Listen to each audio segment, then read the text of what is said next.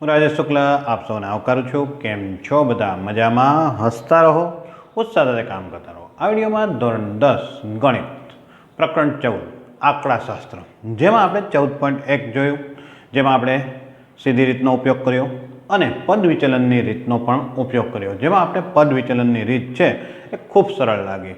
આગળના વિડીયો તમે જોયા, શેર કર્યા, લાઇક આપી, એ બદલ આપનો આભાર. જો ચેનલ પર સૌ પ્રથમ વખત હો અને ચેનલને સબસ્ક્રાઈબ ન કરી હોય તો આ તરફનું સબસ્ક્રાઈબનું બટન દબાવજો, જેથી કરીને અમારા નવા વિડીયો સૌ પ્રથમ તમને મળે. તો દાખલા નંબર 5 જોઈએ આપણે મિત્રો.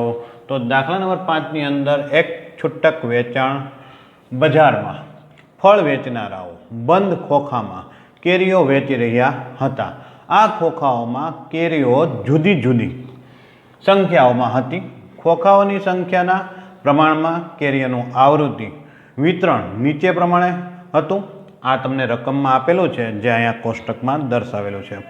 ખોખામાં મૂકેલ કેરીઓની સંખ્યાનો મધ્યક શોધો અને મધ્યક શોધવા માટે તમે કઈ રીતનો પસંદ કરશો, એટલે કઈ રીત ઉપયોગમાં લેશો.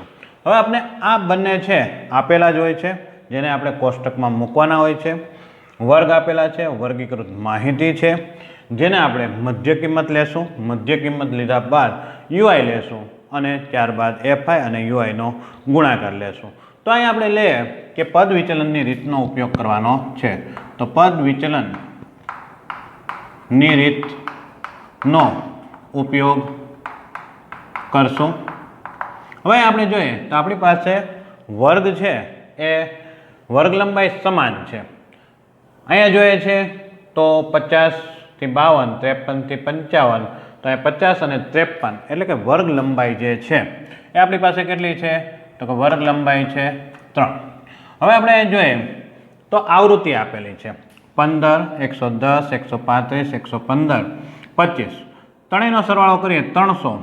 આ 35 ને 15 50, 350, 360, 360 ને 385 ને 15 બીજા, તો n બરાબર સિગ્મા એફઆઈ જે 400 થાય છે. તો આની મૂલ્ય છે તમારી પાસે કેટલું આવ્યું મિત્રો? 400. હવે આપણે જોઈએ મધ્ય કિંમત 50 ને 52, સરવાળો લઈએ 102, અડધા કરીએ તો 51 થશે.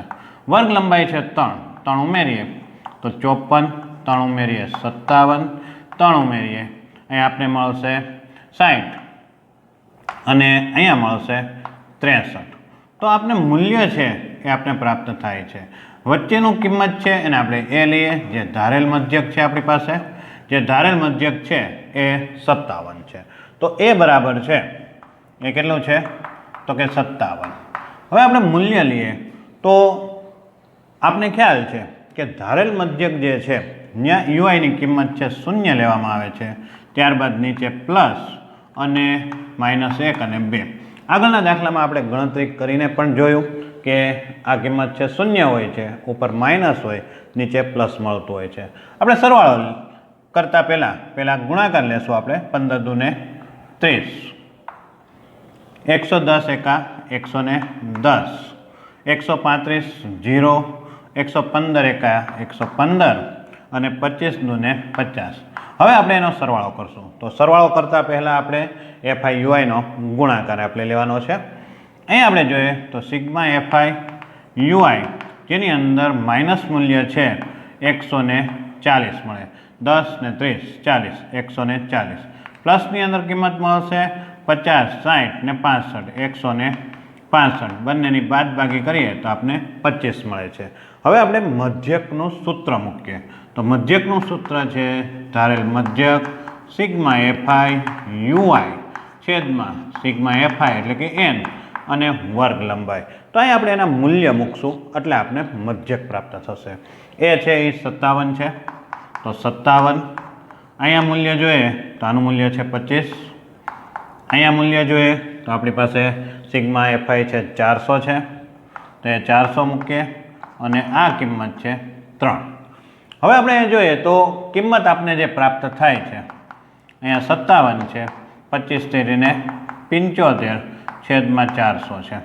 તો 4 વડે આપણે એને ભાંગી નાખીએ.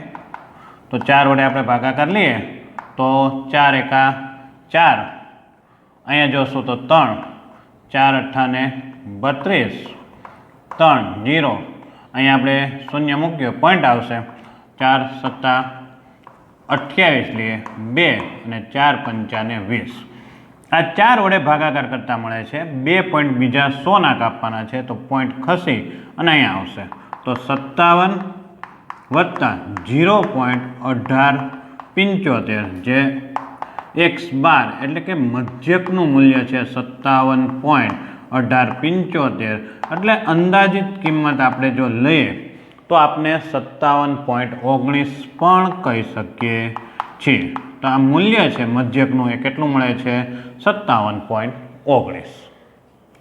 દાખલા નંબર 6 માં જોઈએ મિત્રો, તો દાખલા નંબર 6 છે નીચેનું કોષ્ટક એક વિસ્તારમાં 25 પરિવારના ખોરાકનો દૈનિક ઘરગથ્થુ ખર્ચ બતાવે છે. પરિવારના ખોરાક પરના દૈનિક ઘરગથ્થુ ખર્ચનો મધ્યક યોગ્ય રીતનો ઉપયોગ કરી શોધો. તો આપણે ઉપયોગ જે કરશું એ પદ વિચલનની રીત હશે. અને અહીંયા આપણે વર્ગ આપેલા છે જે સમાન વર્ગ લંબાઈ છે 100 થી 150, 150 થી 200, જે 50-50 પ્રમાણે છે. તો અહીં આપણે લખીએ કે પદ વિચલનની રીતનો ઉપયોગ કરશું આપણે. હવે આપણે જોઈએ તો આપણી પાસે આવૃત્તિ આપેલી છે. તો પહેલાં આવૃત્તિ કુલ આવૃત્તિ લઈ લઈએ સિગ્મા એફઆઈ. તો 4 5 9, 9 12 21, 21 ને 4 25. અહીં આપણે જોઈએ તો મધ્ય કિંમત 250 આપણે લઈએ તો મધ્ય કિંમત થશે 125. અહીંયા જે વર્ગ લંબાઈ છે એ 50 છે, 50 ઉમેરીએ એટલે 175, 225, 50 ઉમેરીએ 275 અને 325. અહીં આપણે મધ્યમાં છે એને આપણે ધારેલો મધ્યક લઈએ. યુઆઈ લઈએ તો આપણે જે ધારેલો મધ્યક છે એ શૂન્ય થશે. -1, -2, 1 અને 2. અહીં આપણે જોઈએ તો 4 2 8, 5 1 5, 12 0 0, 2 2 અને 2 4. સિગ્મા એફઆઈ યુઆઈ લઈએ મિત્રો આપણે તો આપણી પાસે 5 ને 8 13, -13 છે અને 4 ને 2 6, તો -7 પ્રાપ્ત થાય છે આપણે. હવે આપણે મધ્યકની કિંમત લઈએ સૂત્ર પ્રમાણે તો સિગ્મા એફઆઈ યુઆઈ છેદમાં સિગ્મા એફઆઈ ગુણ્યા એચ.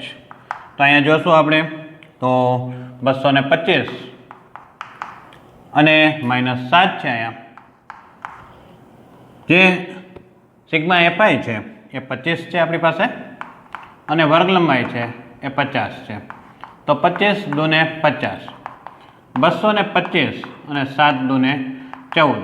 અહીં આપણે બાદ કરીએ તો 1, 2 માંથી 1 જાય 1 અને 211 રૂપિયા જે મધ્યક મળે છે, જે દૈનિક ઘરગથ્થુ ખર્ચનો મધ્યક છે.